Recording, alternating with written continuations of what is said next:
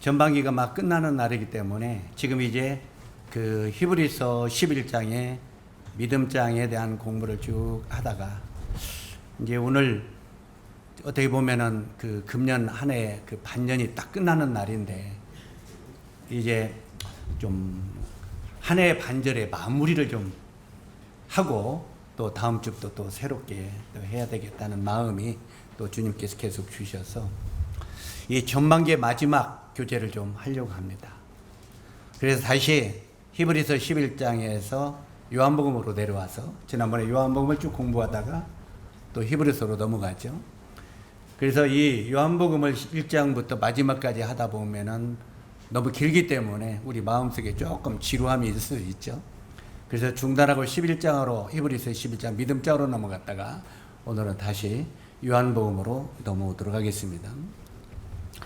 그래서 오늘은 제가 이제 이 말씀 중에서 굉장히 좋아하고 마음 가운데 깊이 생각하는 그런 말씀인데 마지막 무대의 아리마대 요셉에 대해서 아마 이것을 오래전에 들은 분도 있겠지만 그냥 이제 그 들었던 걸로 끝나면 안 되잖아요. 내 것이 돼야죠.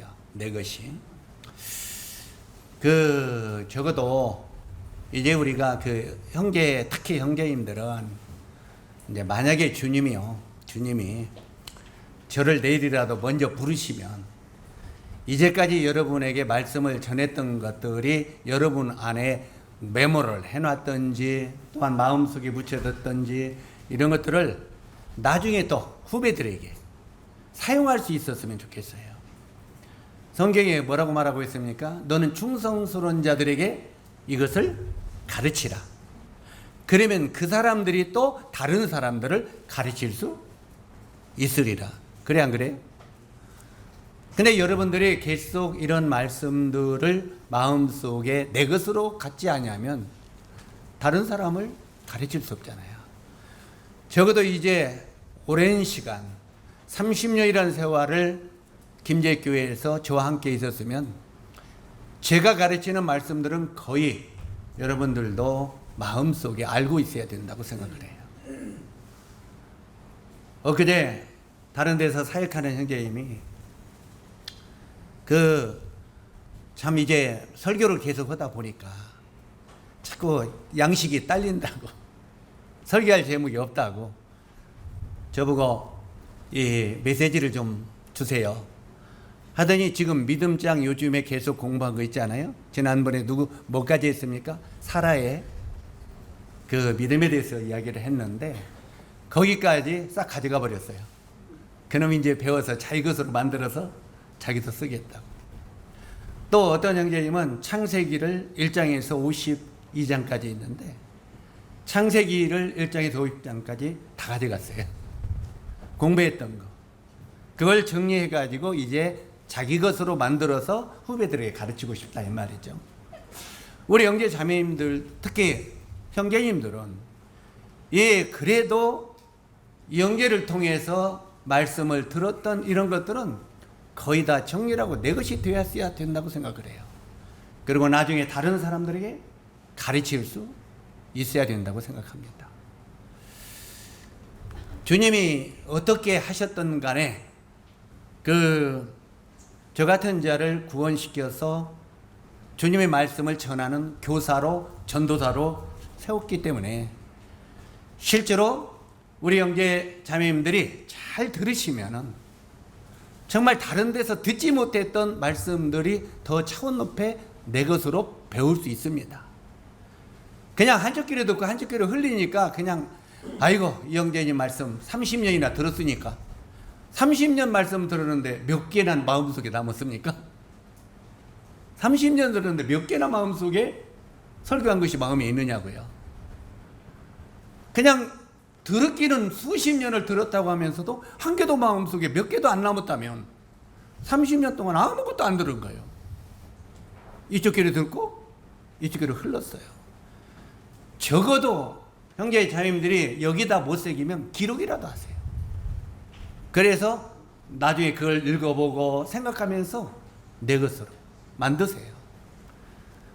저는 거의 50년 동안 이렇게 주님 안에서 사역을 했어도 지금도 새로운 형제님들이 강사들이 말씀을 전하면 새로운 것들이 있으면 일일이 메모합니다. 메모해서 그것을 또 읽고 해서 제 것으로 만듭니다. 나도 나중에 써먹을 수 있도록. 적어도 우리 말씀을 맡거나 나눌 수 있는 분들은 물론 다 동일하겠지만요, 그렇게 말씀을 진지하게 받을 수 있었으면 좋겠습니다. 이제 금년 전반기 마지막 주일인데, 마지막 무대, 항상 마지막이라고 하는 거, 요즘의 시대도 마지막이라고 그러잖아요. 마지막 무대 아리마대 요셉에 대해서 말씀을 나누기를 원하는데, 우리가 이 성경을 읽다가 어떤 사건이나 어떤 인물에 관한 것이 4대 복음서에 다 기록이 되어 있으면 그 내용은 아주 중요한 것인 것을 알 수 있습니다. 어떤 내용은 마태복음만 있고 다른 데 없는 게 있고, 어떤 내용은 요한복음에만 있고 다른 복음서에는 없는 게 있어요. 그런데 마태, 마가, 누가, 요한 이 4대 복음서에 다 기록이 되어 있는 내용이 나오면은, 아, 이것은 하나님께서 우리들에게 굉장히 중요한 교훈을 주시려고 하는 것이구나, 이 말씀 속에는 아주 깊은 의미가 있구나, 이렇게 생각하고 그 말씀들을 연구하고 깊이 많이 생각하면서 읽어야 된다고 생각을 합니다. 그런데 여기 지금 아리마대 요셉에 대해서는 마태, 마가, 누가, 요한 4복음서에 다 기록이 되어 있습니다. 그런데 내용들이 약간씩 다릅니다. 왜 똑같은 장소에서 이 제자들이 예수님에 대한 거, 또한 제자들에 대한 거, 이런 걸 기록했는데 왜 다를까요? 그래서 우리가 마태는 유대인을 대상으로, 마가는 누굽니까? 로마인을 대상으로, 누가는 이방인을 대상으로, 요한복음은 모든 만민을 대상으로 기록한 책이라고 분명히 말씀드렸습니다. 기억하십니까? 이건 기본적인 거기 때문에 알고 있어야 돼요. 이건 성경을 연구하는데 기본이에요. 형제님들이 이런 기본들을 마음속에 정리하지 않냐고 설교를 한다? 안 맞아요. 기본은 마음속에 알고 있어야 돼요. 그래서 그래야 이 성경이 딱 열으면 눈에 들어오는 거예요. 보이는 거예요. 그래서 이 4대 복음서나 이렇게 대상이 다 다르는데, 그 중에 요한복음을 제치고, 요한복음은 모든 사람을 대상으로 기록한 책이라고 했잖아요. 그래서 요한복음을 빼놓고 마태, 마가, 누가복음을 공간복음이라고 말한다고 그랬어요. 공간복음이 뭐라고 했습니까? 공간복음이란 뜻이 함께 본다, 함께 본다. 다시 말해서 마태복음과 마가복음이 조금 다른 것이 있어요, 내용들이. 그렇기 때문에 함께 봐야 이 내용에 대해서 더 확실하게 알 수 있다. 그래서 공간복음, 함께 봐라 하는 의미입니다. 그래서 여기에 바로 이 아리마대 요셉에 대해서는 4대 복음서에 다 기록이 되어 있는데, 그래서 오늘 이 시간에 아리마대 요셉에 대해서 오늘 한번 조명해 보자는 것입니다. 이제 이 아리마대 요셉에 대해서 조명해 보기를 원하는데, 먼저 첫 번째 마태를 통해서 아리마대 요셉을 조명해 보겠습니다. 마태복음 27장입니다. 마태복음 27장 57절.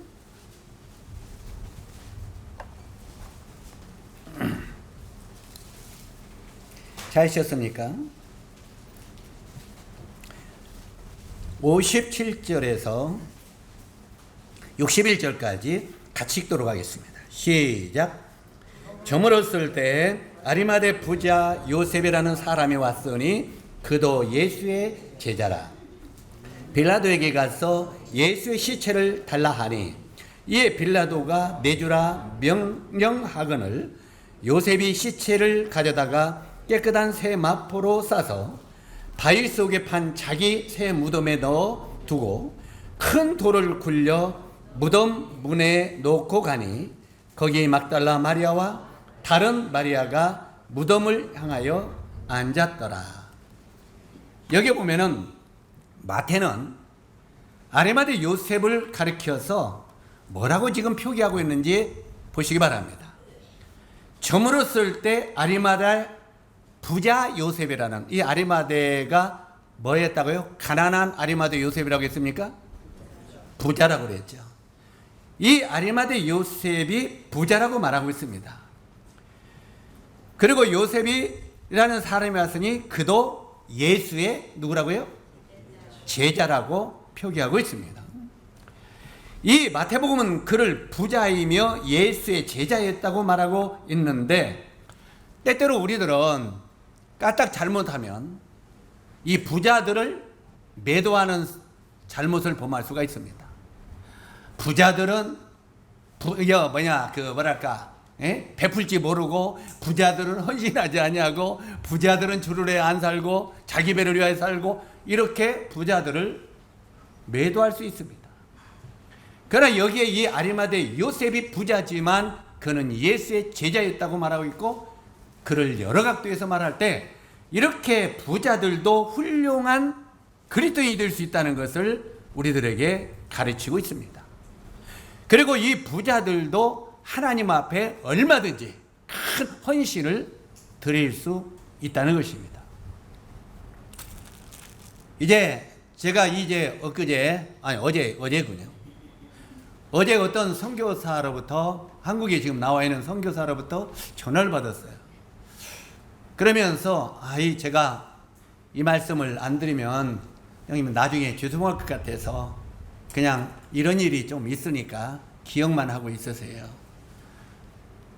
그런데 누나가 교파 침례교를 다니는데, 그 침례교회 목사님에게, 목사가 80이 됐대요. 나이가 많이 먹었죠.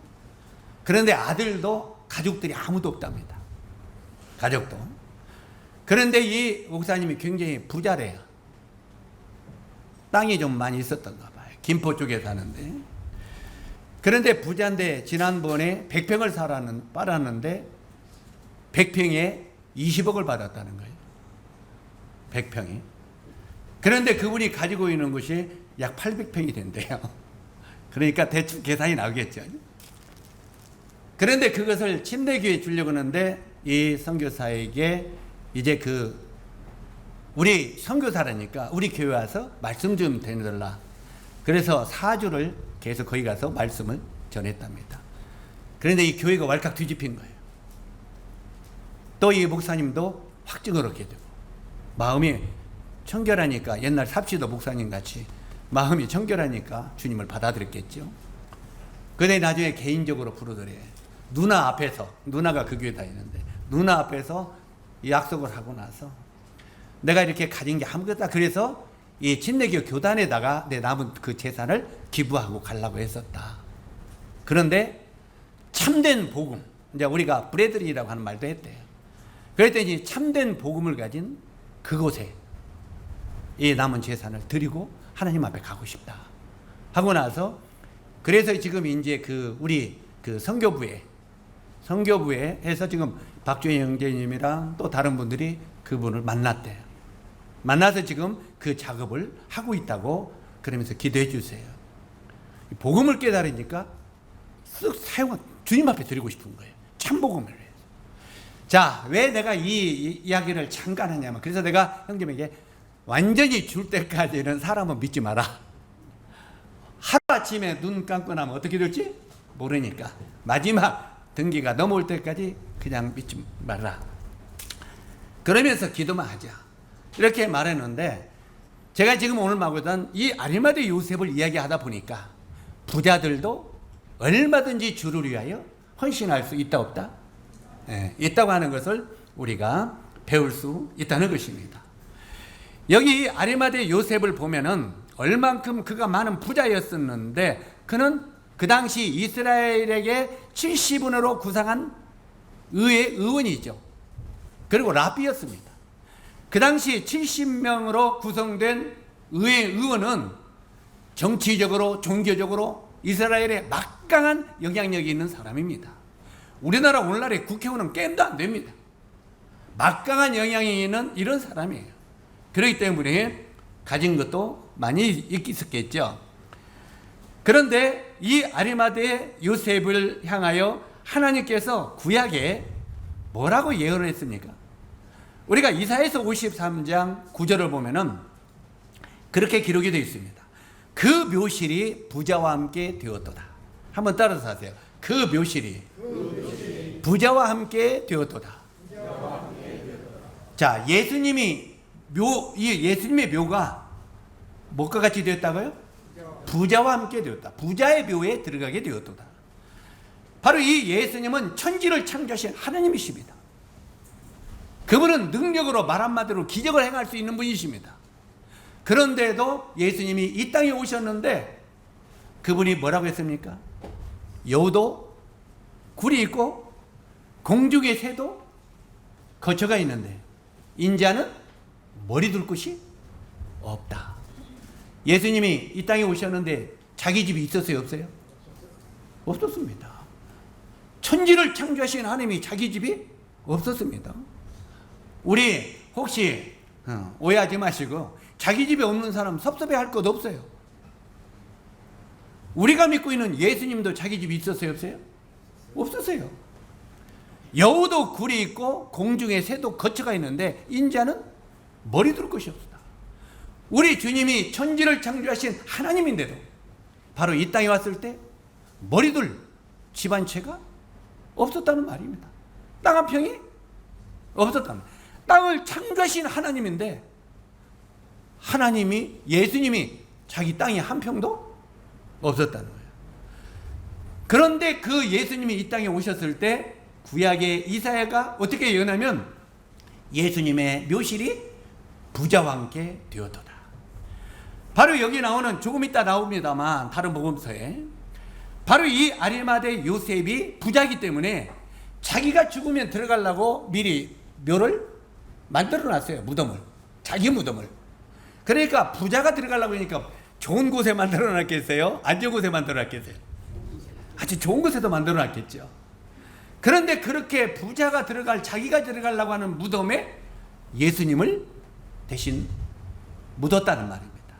그래서 예수님이 땅 한 평도 없었지만 그 묘실이 부자와 함께 되었다는 이사야의 예언이 그대로 이루어지는 것을 보게 됩니다. 실제로 그런데 여기 아리마대 요셉은요 정말 자신을 위하여 준비한 묘지를 누구한테 헌신했어요? 주님에게 헌신했어요. 그러니까 아리마대 요셉이 예수님이 십자가에 죽는 모습을 보면서 바로 그가 십자가에 죽는 것이 나의 죄를 위하여 십자가에 죽었다는 걸 깨닫고 이제는 자기가 죄의 사망에서 구원을 받고 하늘나라에 들어가게 되는 천국에 들어갔다는 놀라운 구원의 은혜를 깨달은 뒤에 기꺼이 그분을 위하여 자기가 들어갈 귀한 묘소를 헌신할 수 있었다 없었다? 있었다는 것입니다. 그래서 이 말씀 볼 때 우리들도 정말 예수 그리스도가 나를 위하여 얼마나 큰 희생을 치렀다는 것을 우리가 정말 진실로 내 마음속에 깨닫는다면 그분을 위하여 우리 삶에 하나님이 나에게 주신 것을 못 들을 게 있겠어요? 없겠어요? 못 들을 건 아무것도 없는 것입니다. 우리가 가지고 있는 모든 것 다 드릴 수도 있고도 아깝지 않은 거예요. 왜? 그분은 나에게 생명을 주셨기 때문에. 이해가시죠?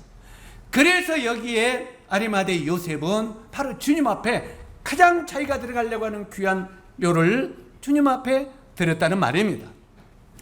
그 다음에 두 번째, 이제는 마가는 아리마대 요셉을 뭐라고 기록하는지 보시기 바랍니다. 마가는 마가복음 15장.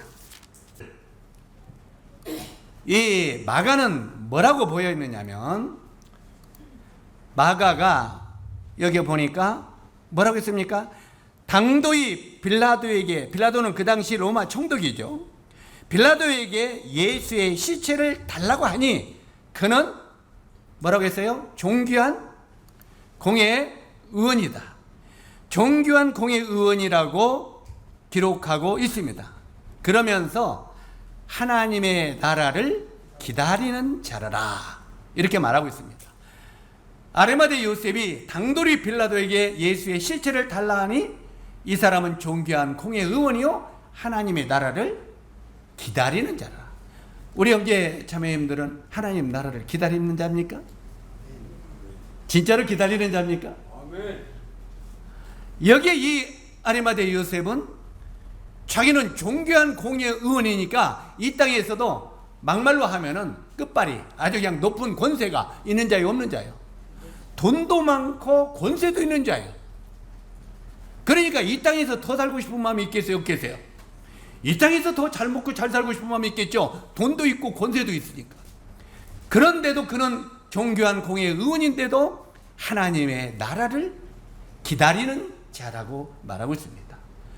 여기 이 말씀을 볼 때 정말 예수 그리스도를 나의 주님으로 믿는 성도들은 우리 마음속에 진실로 하나님의 나라를 사모하고 기다려야 됩니다. 그냥 우리 부치모치님들은 하나님 나라 기다리십니까? 부치모치님들만 이야기하니까 대답을 하니까 우리 형제 자매님들은 주님을 기다리십니까? 왜 기다립니까? 이제 그 답이 나와야 되지. 왜 기다립니까? 아마 부치모치들은 보통 왜 기다리십니까? 그러면은 뭐라고 대답하면 아이고 이 땅에 소망도 없고 몸도 아프고 그냥 다 늙어서 그냥 할 일 없게 그냥 너무 아파서 빨리 주님 나라 가고 싶어. 그래 안 그래요? 빨리 아프고 힘들으니까 빨리 가고 싶다고 그러죠. 지금 부치모치님들이 20살만 먹었다면 빨리 가고 싶어요, 안 가고 싶어요? 20살 먹었다면 절대 빨리 가고 싶은 마음 없을 것입니다. 왜요? 이 땅에서 뭐 할 일도 많고 더 있게 살아야지. 그래 실제로 우리가 할 나라를 소망하는 것은 내가 아프고 힘들고 못하니까 주님 나라를 기다리는 거지 정말 마음속에 그분의 나라와 영광을 기다리고 있느냐 그 말이에요.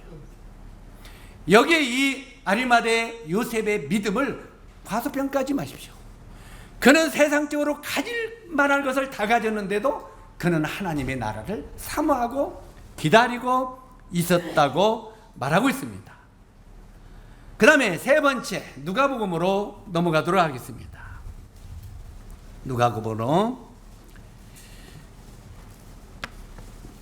누가복음 23장 50절.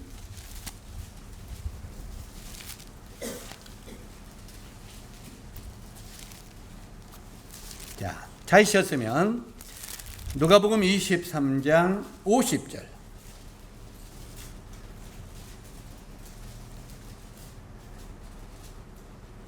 53절까지 읽도록 하겠습니다. 시작. 공의 의원으로 선하고 의로운 요셉이라는 사람이 있으니 그들의 결의와 행사에 찬성하지 아니한 자라. 그는 유대인의 동네 아리마대 사람이요 하나님의 나라를 기다리는 자라. 그가 빌라도에게 가서 예수의 시체를 달라 하여 이를 내려 세마포에 싸고 아직 사람을 장사한 일이 없는 바위에 판 무덤에 넣어두니.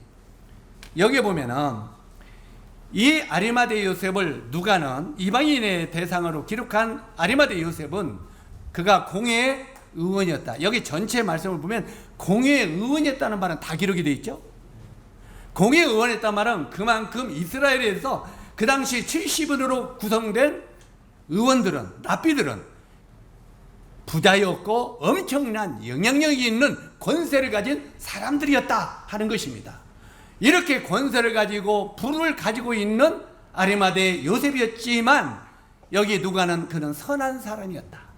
그리고 두 번째 의로운 사람이었다 하고 말하고 있습니다.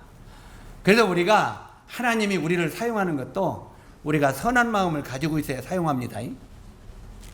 내 마음 가운데 막 미워하고 시기하고 막 화내고 막 그런 마음을 가진 사람들을 하나님이 쓸 수가 없잖아요. 전도하다가 그냥 아이씨 막 해보세요. 전도하다가 그냥 욕을 해보세요. 그 사람이 믿어야 안 믿어요? 눈을 멀뚱멀뚱 쳐다보면서 이 사람 믿다가 내가 큰일 나겠네. 도망가 버리죠. 여러분 정말 전도하다가 성질 내고 싸움하지 마십시오. 또 말을 함부로 하지 말고요. 그러면 그때부터 그 전도는 끝나고 그 사람이 다른 사람에게도 그 사람 만나지 마, 그 사람 이야기 듣지 마, 이렇게 해버립니다. 그래서 우리가 정말 이 하나님의 일을 하고 하나님이 우리를 사용하는 사람들도 선하고 의로운 사람들, 그런 마음을 가진 사람들을 사용한다고 이 말씀을 보면서 배울 수 있습니다.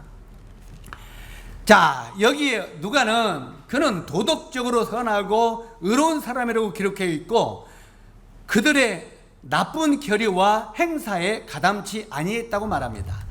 다시 말해서 70명의 그 의회 의원들이 예수를 십자가에 죽일 건가 말할 건가 회를 했잖아요. 의회에서 회를 했어요.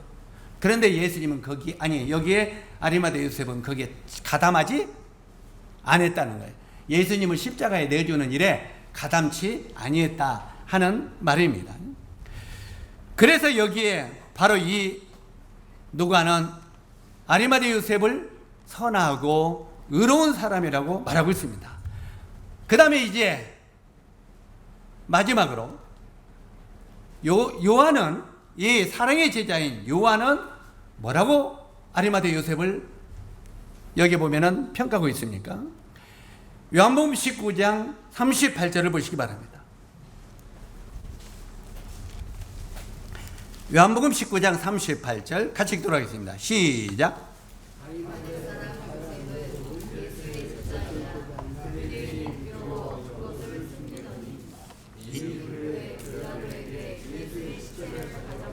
예, 됐습니다. 여기 보면은 이 사도 요한은 아리마대 요셉을 뭐라고 말하고 있습니까? 아리마대 사람 요셉이 예수의 제자이지만 유대인을 어떻게 했다고요? 두려워하여 의리하더니 이렇게 되어 있습니다. 실제로 이 말씀을 보면서 여기 아리마대 요셉이 사회적으로 이렇게 당당한 직책을 가지고 있었기 때문에 자기가 예수님의 제자가 된 사실을 숨겼어요? 안 숨겼어요? 숨겼다고 말합니다. 그래서 우리 사람들도 사회적으로 좀 영향력이 있는 사람들은 자기가 믿는 것을 자꾸 숨깁니다. 자기가 이 예수 믿는 사람이라고 떳떳하게 말하지 못하는 것이 사회적으로 권위가 있는 사람들이 그렇게 말합니다. 그러니 여기에 어떻게 보면 오늘날도 신분이나 계층이 높은 돈 많은 부자일수록, 다시 말해서 사람의 눈총을 많이 쏠리는 이런 사람일수록 자신이 예수를 믿는 사람인 것을 숨기는 사람이 많다는 것입니다.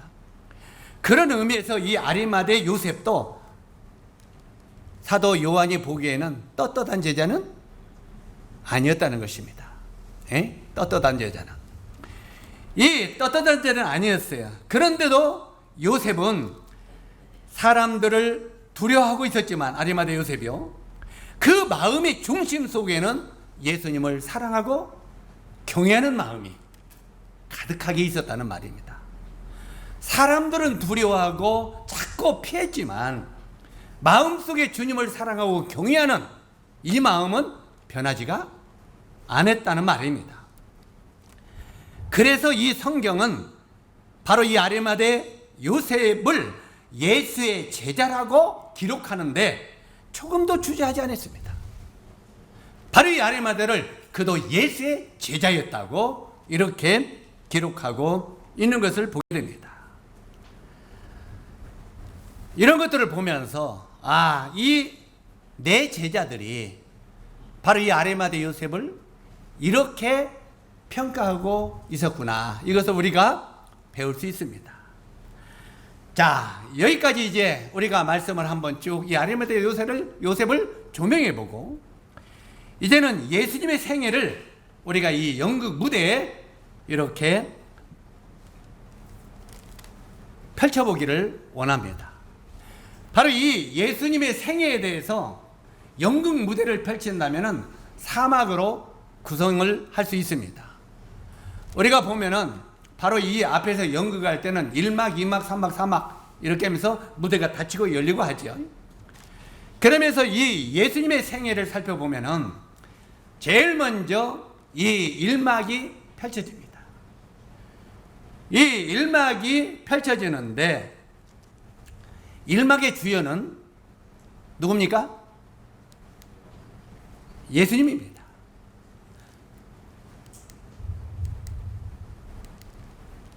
일막의 주연은 예수님이에요. 예수님이 어디서 태어났습니까? 예? 우리 크리스마스 때 무슨 노래 불러요? 그 말 구유에 우리 주님이 태어났다고 노래 불러 안 불러요? 고요한 밤 거룩한 밤 하고 쭉 부르면은 예수님이 말구유에 태어났다고 배웠죠. 이 말구유에 태어났을 때 예수님은 주인공입니다. 그리고 일막이 펼쳐질 때 조연은 마리아와 바로 요셉입니다.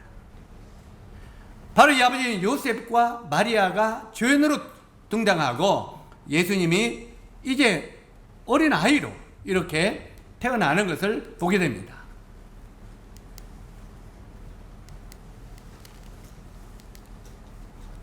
자꾸 이게 어떻게 거꾸로 가냐?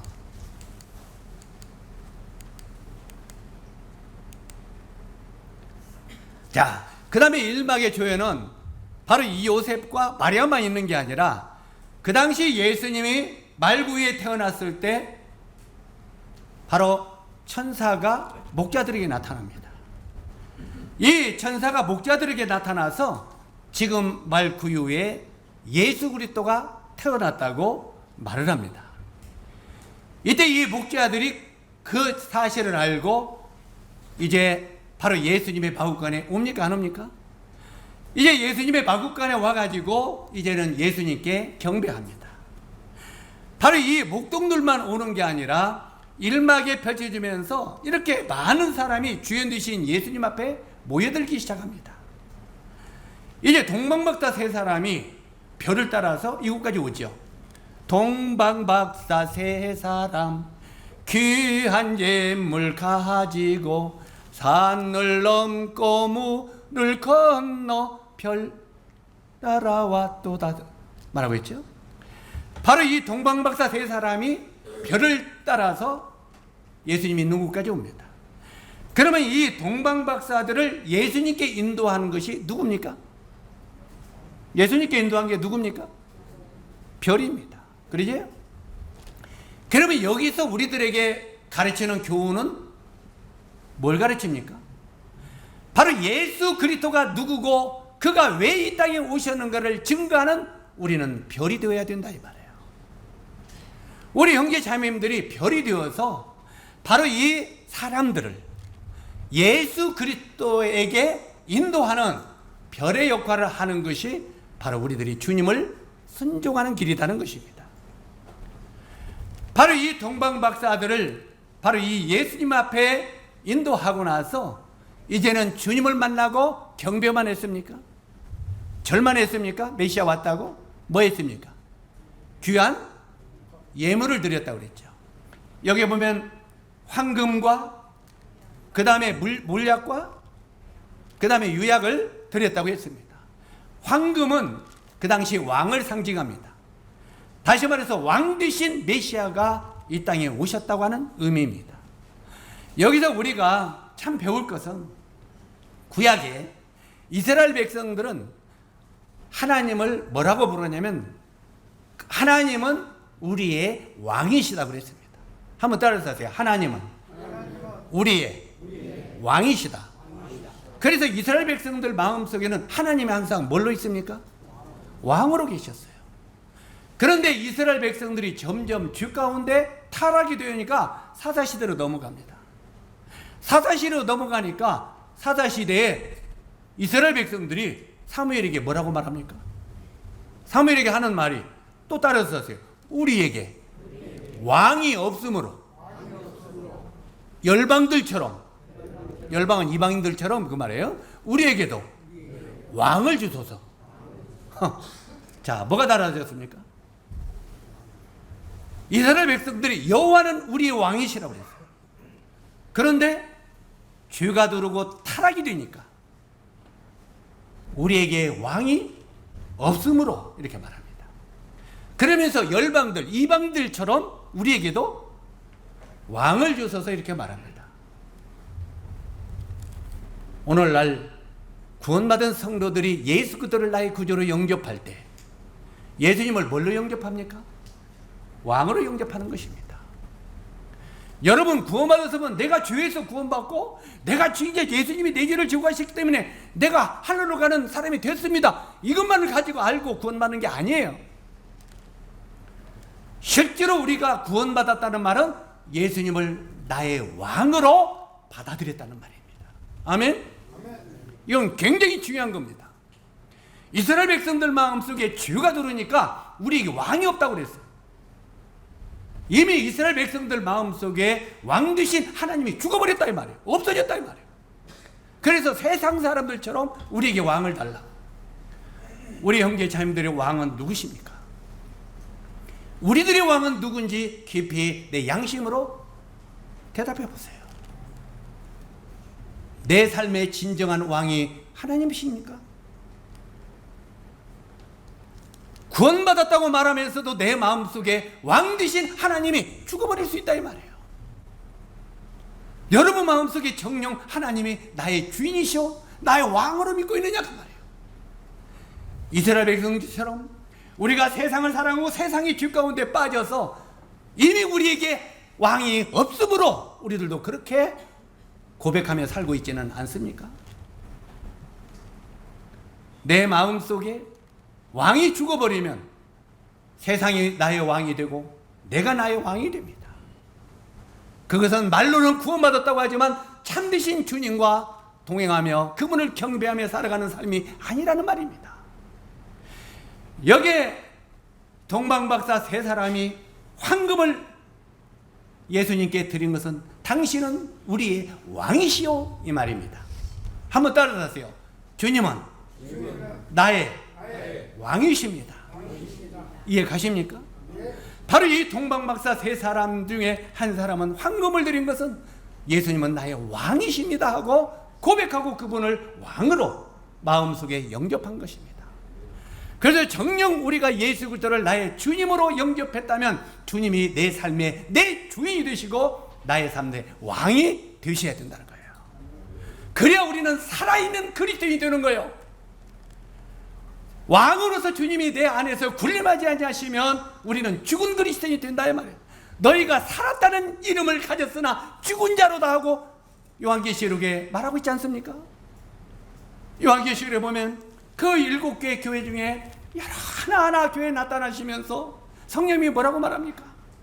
너희가 살았다는 이름은 가졌으나, 나 구원받고 살았어, 구원받고 한날에 가, 살았다는 이름은 가졌으나 실은 죽은 자로다 이렇게 말하고 있어요. 우리는 살아있는 사람입니까? 죽은 사람입니까? 말로는 하나님이 나의 주님이시다고 천국에 간다고 말하면서도 영적으로 내 안에 주님이 왕 되신 주님이 죽어버린 죽은 자는 아닙니까? 우리 형제 자님들이 주님 앞에 갔을 때 너는 살았다는 이름은 가졌으나 실상은 죽은 자로다, 이 소리를 듣는 그리스도인들이 죽은 그리스도인이 되지 않기를 바랍니다. 정말 우리가 생명이 있어서 생명으로 주님을 경배하고 주님을 순종하고 따르는 주님 앞에 삶을 드리는 형제 자매님 되기를 정말 기대합니다. 이제 주님은 곧 오십니다. 우리가 주님 앞에 바로 여기에 이 세 명의 동방박사 세 사람들처럼 이렇게 삶을 드리는 저희들이 되기를 정말 원합니다. 이제 2막으로 들어갑니다. 1막이 끝나는데 이제 이 많은 조연들이 이 땅에 오신 주님 앞에 나왔죠.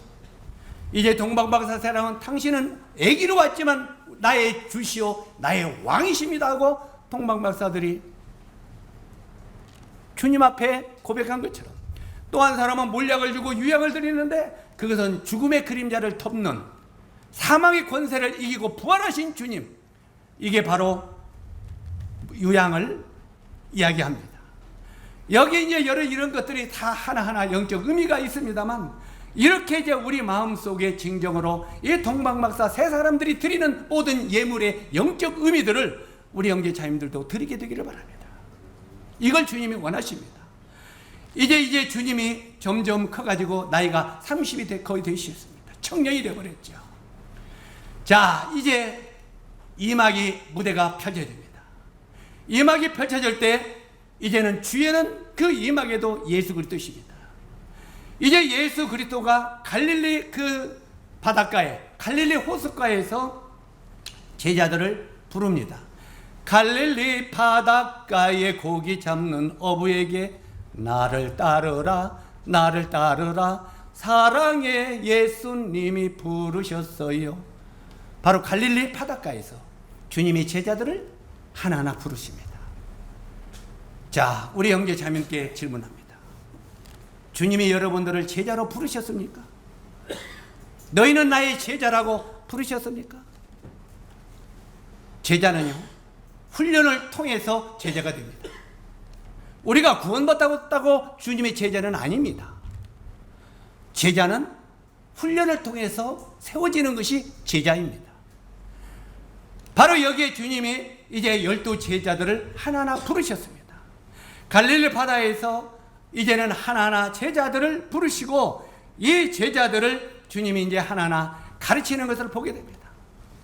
바로 이막에 이 주님이 항상 이 12 제자들을 가르치시죠. 그러면서 이제는 수제자로 베드로를 삼고, 베드로를 수제자로 삼고, 요한을 사랑의 제자로 삼고, 여러 제자들을 이제 하나하나 세웁니다. 그런데 이 12 제자 중에서도 예수님이 특별히 관심을 가지고 사랑하는 3명의 제자가 있습니다. 누굽니까? 야고보와 요한과 베드로입니다. 각별히 이 베드로와 요한과 야고보를 우리 주님이 특별히 사랑했습니다. 우리가 어떻게 보면 아이고 예수님이 왜 편견 사랑을 한대? 12 제자를 가지고 이 사람은 더 사랑하고 저 사람을 더 사랑하고, 주님이 물론 크게 사용할 제자들을 따로 선택합니다. 이미 그 중심을 우리 주님은 꿰뚫어 보고 있어요. 우리들이 구원받았지만 하나님은 우리 중심을 꿰뚫어 보고 있어요. 귀하게 쓸 제자도 있고, 성경에 보면은 그 사도 바울이 뭐라고 했습니까? 귀하게 쓸 그릇도 있고 천하게 쓸 그릇도 있고 그냥 허들의 그릇도 있고 여러 종류의 그릇이 있다고 했죠. 그러나 우리 마음속에 하나님을 경외하고 주를 하여 내 생명까지 드리는 그런 마음의 준비가 있으면 하나님은 우리를 귀한 제자로 모시고 우리를 불러서 사용하신다는 겁니다. 우리는요, 그냥 하나님이 우리를 사용하시는 게 아닙니다. 그냥 우리는 어느 정도 시간이 흐르면 하나님이 나를 사용하시겠지. 아닙니다. 우리 마음속에 그분을 위하여 내 생명을 드리고자 하는 마음이 있어야 됩니다. 여러분의 물질, 여러분의 생명, 여러분의 모든 것을 그분을 위해서라면 내가 드리고자 하는 이런 각오가 있는 마음이 있어야 돼요. 먼저는 설령 그렇게 우리가 살지 않더라도 내 마음에 주를 위하여 내 모든 것 드리겠습니다. 우리가 사도 바울이 로마서 12장 1절에 보니까 뭐라고 했습니까? 너희 몸을 하나님이 기뻐하시는 거룩한 산제사로 드리라. 적어도 우리의 몸을 하나님이 기뻐하는 산제로 드리려고 하는 그런 마음의 중심에 주님을 경외하는 성도들을 하나님은 그를 수제자로 들어서 사용하신다는 것입니다. 그래서 바로 이 12 제자를 선택하지만 그 중에 3명을 선택하는데 베드로와 야고보와 요한을 선택합니다. 그래서 그들에게 나중에 변화산상에 올라갈 때도 교육을 달리 시키죠. 12명을 데리고 가서 겟세마네 변화산상 올라갈 때도 그 다른 제자들은 산 밑에서 거하게 하십니다. 그리고 베드로, 야고보, 요한만 그 변화산상 위에까지 데리고 올라가죠. 그래서 여기에 이 3사람만이 변화산상의 이야기를 기록하고 있는 것입니다. 다른 제자들은 변화산상에 구경을 했어요? 안 했어요? 안 했죠. 그래서 그 복음서에는 변화산상의 이야기가 없는 거예요. 안 봤으니까. 근데 요한은 그걸 다 봤잖아요. 실제로 이렇게 주님께서 특별하게 그분을 경외하는 그런 사람들을 불러서 하나님이 귀한 제자로 사용하신다는 것입니다. 여기 이제 이렇게 주님께서 3년 동안, 물론 그 전에부터 택하셨지만 이 제자들을 부지런히 가르치십니다. 그래서 이 예수님의 제자들이요, 3년 동안 신학대학을 마친 거예요. 이들이 그 때때로는 우리가 사도행전을 보면은 베드로를 가리켜 사람들이 학문 없는 범인으로 알았다가 어떻게 그렇게 말을 잘하냐 이런 말을 했죠. 학문 없는 범인으로 알았다가 그러나 이 제자들은요, 3년 동안 주님 곁에서 신이 따라다니면서 3년 동안 대학 생활한 거예요. 이 말을 왜 내가 하느냐면, 주님과 가까이서 그분으로부터 배우고 그분의 말씀에 가까이 하고 그분의 뜻을 구하지 않으면 우리가 주님의 제자로서 일을 할 수 없다는 것입니다. 주님은 그냥 하루아침에 야, 너 이리 와 하고 딱 들어서 사용하는 분이 아니십니다. 먼 여는 주를 해요 기꺼이 우리 삶을 드리고자 하는 그런 마음을 가진 사람들을 주님이 중심을 보시고 들어서 활용하신다는 말입니다. 여기에 여러 제자들을 이렇게 생각하면서 3년 동안 부지런히 가르칩니다. 자, 이렇게 가르치던 주님이 이제는 시간이 다 됐습니다. 시간이 다 되니까 어떻게 됐습니까? 마지막 2막이 여기 이제 2막이 있는데 3막이 들어옵니다. 3막이 딱 열치더니 이 12제자를 데리고 어디로 갑니까? 마가다락방에 6월절 첫날 마가다락방에 이제 12제자를 가지고 마지막 떡을 떼어주시죠.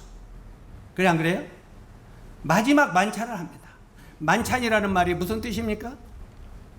마지막 식사입니다. 저녁 식사. 마지막 식사. 그래서 우리가 성찬, 바로 이 만찬 예배를 드리는 게 성찬이라는 말보다 만찬이 맞습니다. 그래서 만찬이라고 하는 말은 항상 떡을 떼면서 잔을 나누면서 우리 마음속에 나도 이제 이 마지막 이 땅의 식사를 하고 주님날에 떠나간다, 그런 마음으로 이 만찬을 떼라고 말하고 있습니다. 마지막 시간이라고 하는 마음으로, 항상 이 땅에 더 이상 있지 않는다는 그런 마음으로 떼라. 그래서 이 주님이 이제는 이 12제자들 데리고 마가 다락방에서 마지막 이제는 만찬을 나누는 것을 보게 됩니다. 자, 여기에서 이제 하나하나 정말 말씀을 하면서 이 중에 하나가 나를 팔리라. 한번 따라서 하세요. 이 중에 하나가 나를 팔리라. 이 12제자를 가지고 마지막 만찬을 하는데 이 중에 하나가 나를 팔리라 하면은 놀래겠어요? 안 놀겠어요? 자, 오늘 여기서 주님이 오셔가지고 여기 김제의 예배당 이 중에 한 명이 나를 팔리라 그랬다고 해보세요. 우리 어떻게 되겠어요? 여기도 12명이 난리가 난 거예요. 사람들이 뭐라고 했습니까? 주여 누구이까? 주여 내니오이까? 그런데 여기 가룟 유다가 뭐라고 합니까? 주여 내니오이까? 네가 말했느니라. 네가 말했다 그러죠. 그런데 실제로 여기에 이 중에 하나가 나를 팔리라 할 때 여기에 지금 앉았지만 베드로는 예수님 옆에 없었습니다. 베드로는 아마 저쪽 건너, 여기 같은 우리 예배당 같으면 저쪽 성수형제 있는 데가 베드로가 앉았었던 것 같아요. 바로 여기에 예수님의 품에 의지하는 자, 예수님 바로 옆에가 요한이고요. 그 다음에 예수님 바로 옆에가 유다입니다. 이쪽에는 요한이고 이쪽에는 유다예요. 제일 가까이에요. 그러니까 제일 주님 앞에 가까이 있던 유다가 예수님을 팔았습니다. 그래서 때때로는 우리가 주님을 참 사랑한다고 큰소리 치는 사람이 혼자만 주님을 배반할 수 있다는 거예요. 그래서 항상 우리는 조심하라고 하죠. 왜 그렇습니까? 실제로 저쪽에서 베드로가 이제 이 중에 하나가 나를 팔리라 하니까 뭐라고 말합니까? 답답하잖아요. 그렇게 이래서 보니까 요 앞에 옆에 세례 요한하고, 아니 그 사도 요한하고 눈이 마주칩니다. 거기 성경에 보니까 뭐라고 되어 있습니까? 이렇게 말합니다. 말이 크게 안 하니까 누구냐? 누구? 그러니까 성경 가만히 있다. 가만히 이야기할게. 그런데 그 사도 요한이 예수님 품에 앉아서 가만히 예수님께 물어보죠. 뭐라고 물어봅니까? 주여, 주님을 팔 자가 누굽니까? 그때 주님이 뭐라고 말합니까? 지금 그 손이 이 떡에 가서 떡을 먹으려고 손이 거기에 간 자가 나를 팔 것이다. 그러니까 죄송합니다. 이 떡을 떼어서 내가 줄 자가 나를 팔 거다. 그러니까 주님이 떡을 떼어서 팔 유다에게 주었습니다.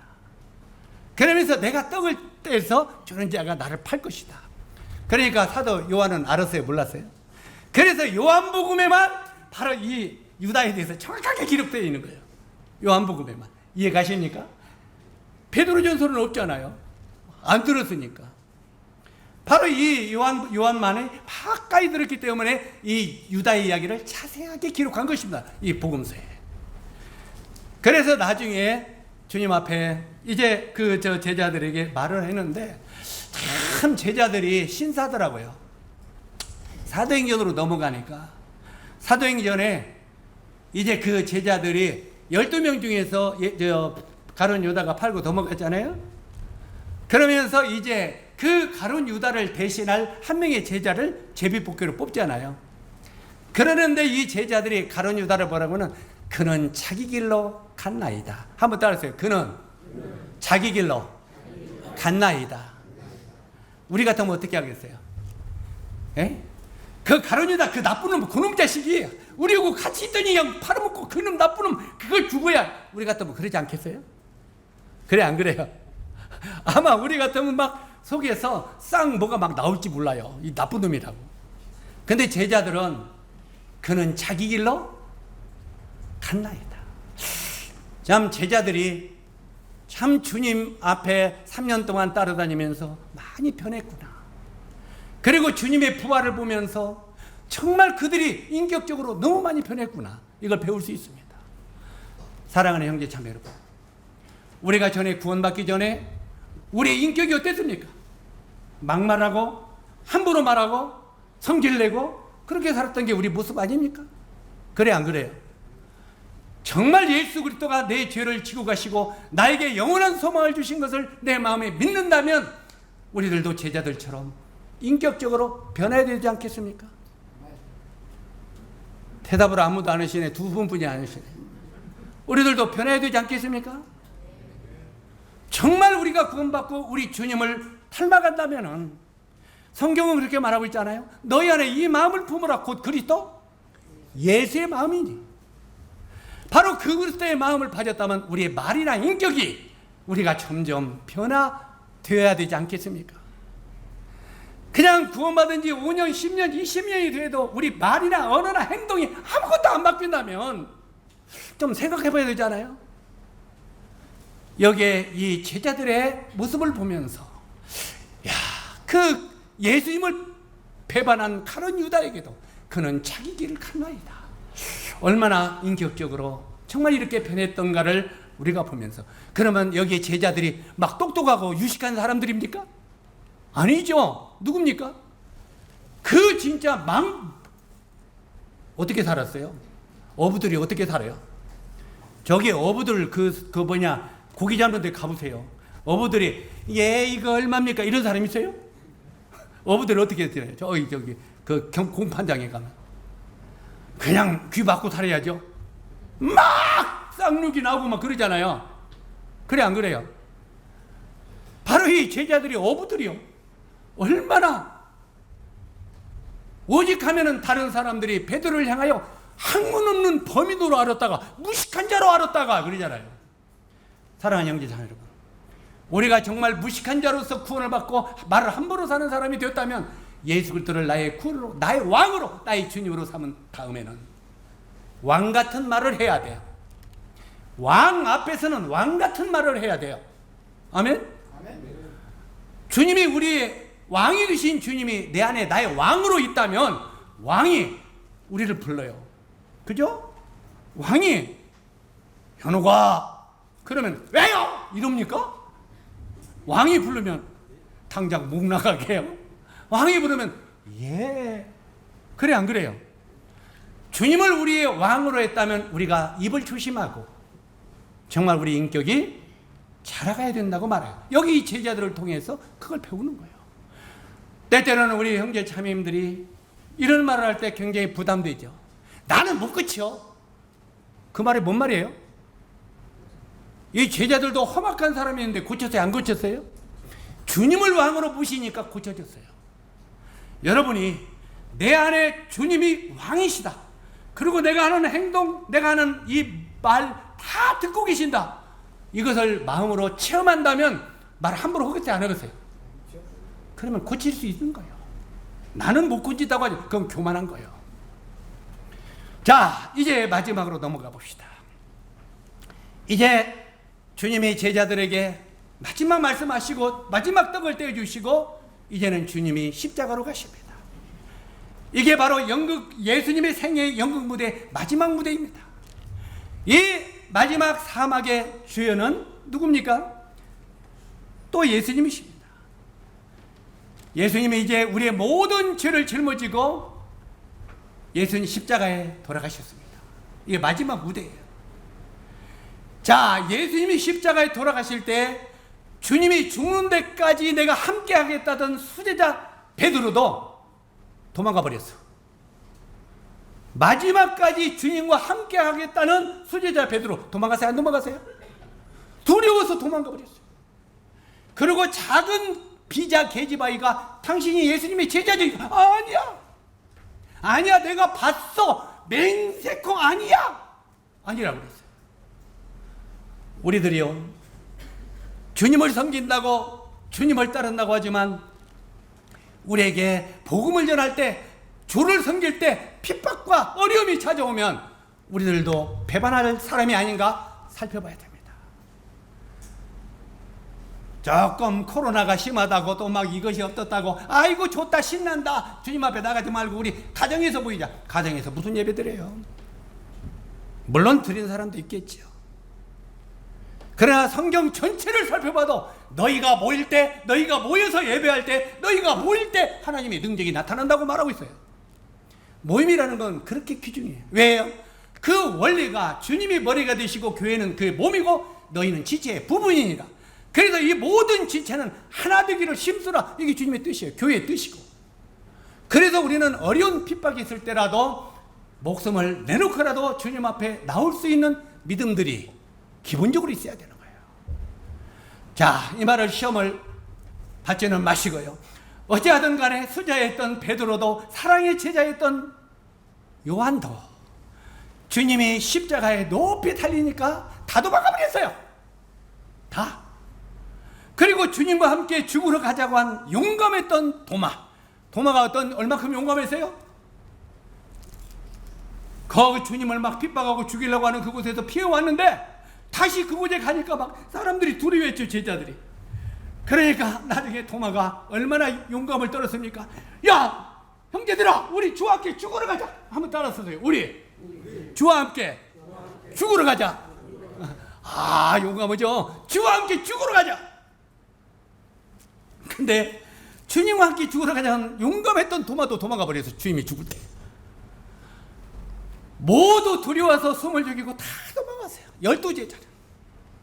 바로 주님의 십자가 앞에 마지막 무대, 주님 홀로 외롭게 우리의 죄를 짊어지시고 갈보리산 높이 달려 돌아가실 때 그 사랑했던 모든 제자들은 다 도망가 버렸다 이 말이에요.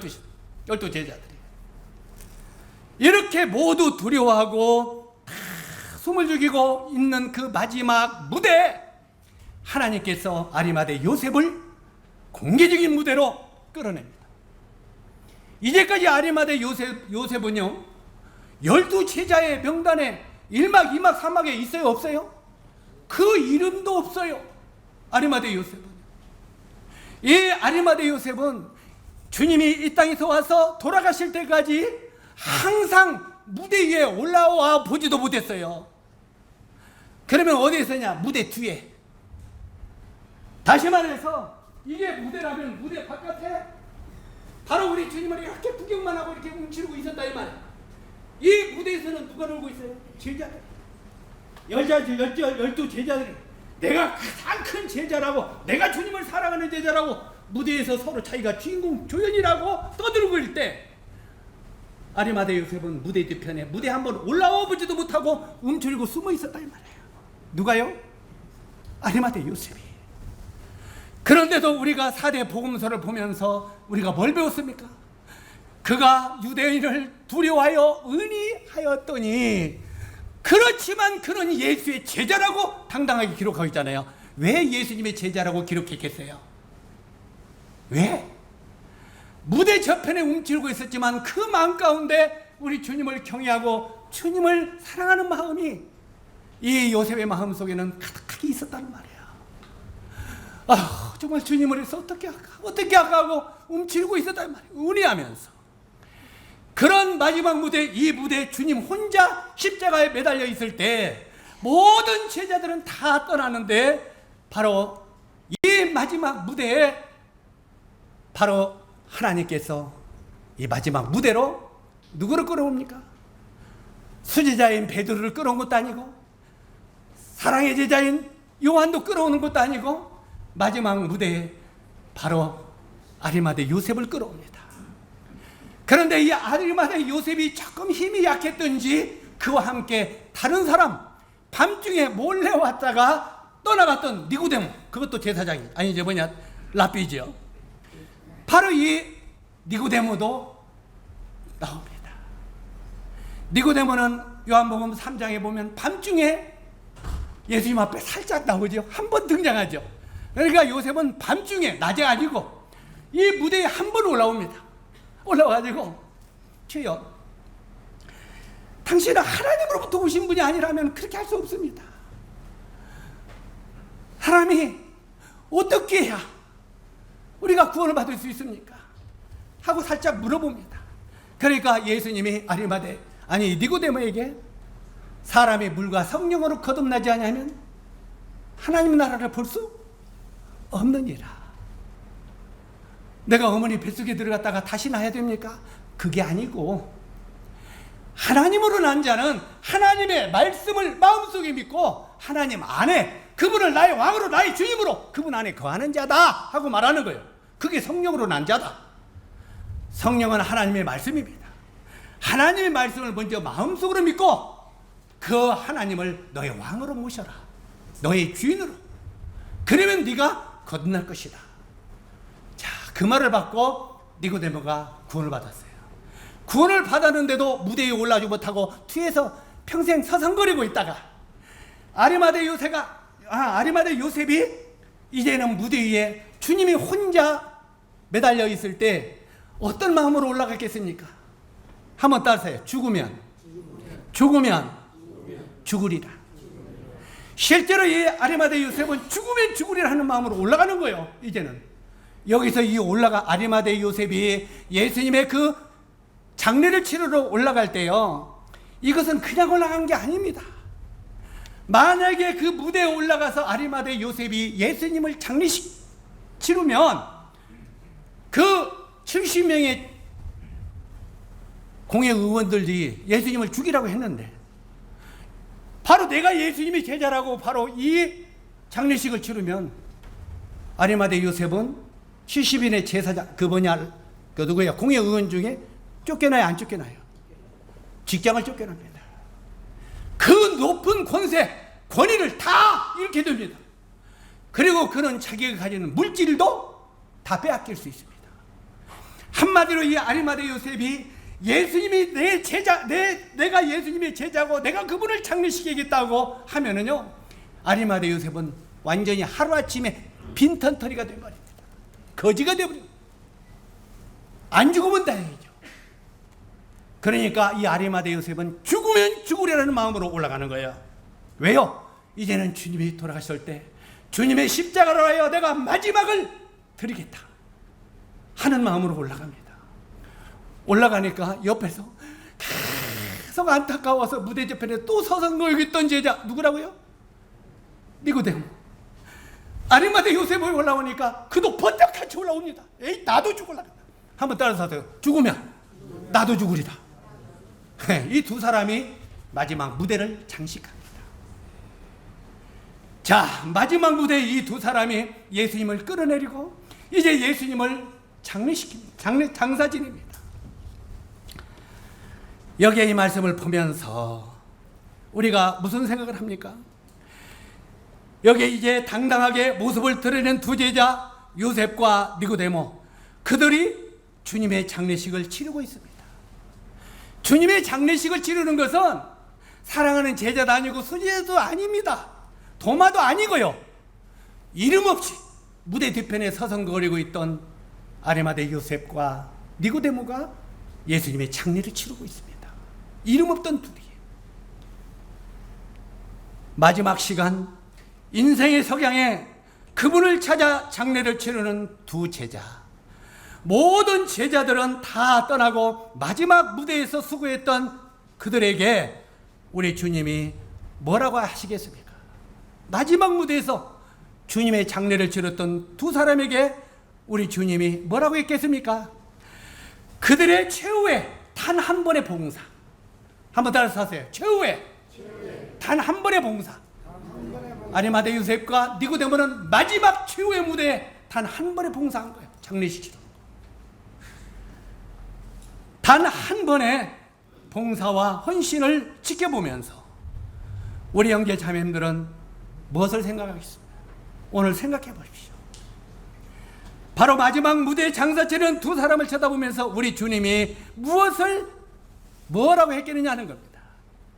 우리가 마태복음 20장 1절 이하에 보면은 포도원 이야기가 나오죠. 포도원.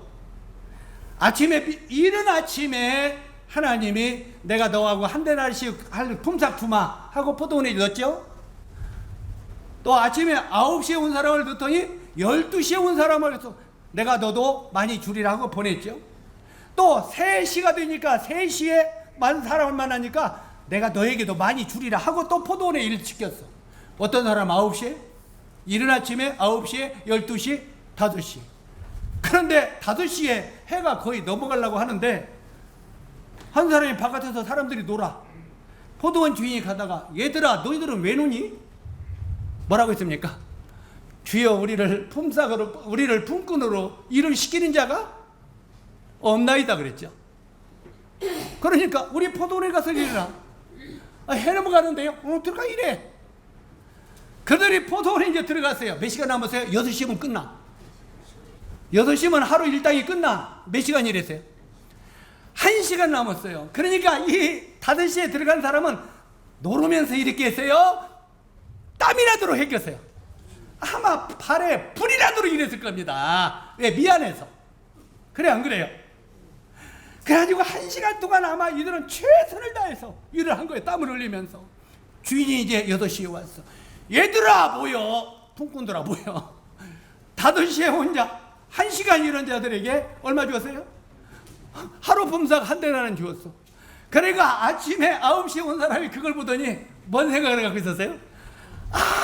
5시에 온 자도 한 대나리 오니까 우리는 많이 죽었구나.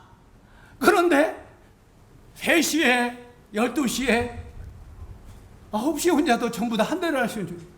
그러니까 일찍 온 자가 화가 나요 안 나와요? 화가 나니까 뭐라고 했습니까? 주인님, 아니 우리는 아침 일찍부터 와서 일했는데 저 사람들은 거의 1시간 일했는데 왜 품삯을 똑같이 줍니까?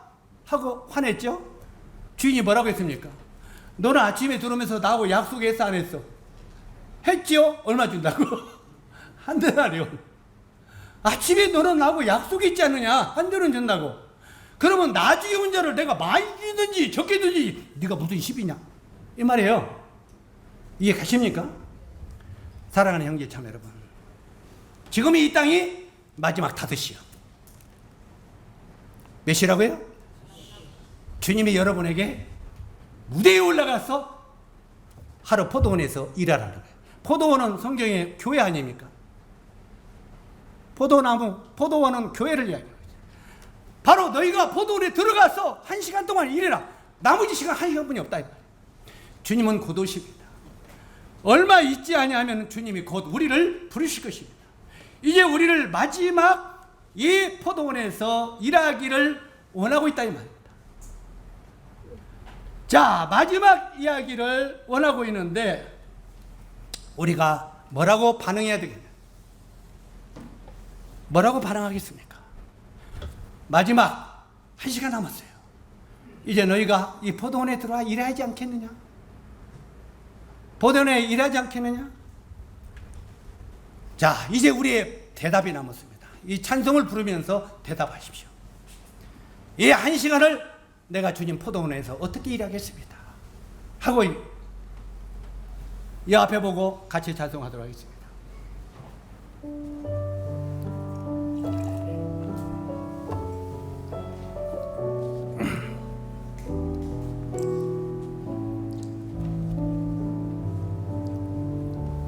주님 내가 여기 있사오니 나를 보내소서. 내가 누냐? 맞나? 밤 나의 몸 주께 드리오니 주 받으옵소서.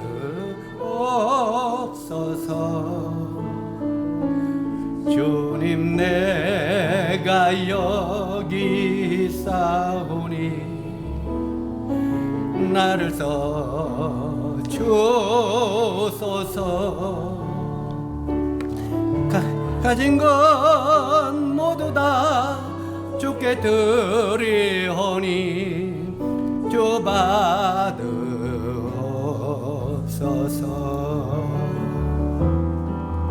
할렐루야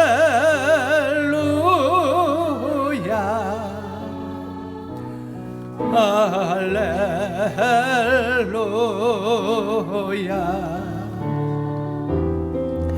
할렐루야 할렐루야.